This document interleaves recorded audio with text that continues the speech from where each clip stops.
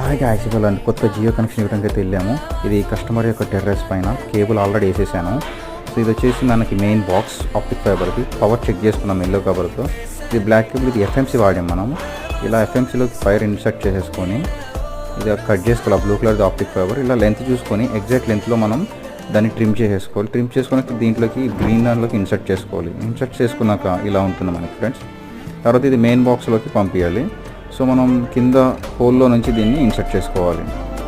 హోల్లో నుంచి ఇన్సర్ట్ చేసుకున్నాక ఆ బ్లాక్ దాంట్లోకి మనం గ్రీన్ కలర్ అనేది అటాచ్ చేయాలి. అటాచ్ చేశాక ఈ పోర్ట్లోకి ఇలా ఇన్సర్ట్ చేయాలి.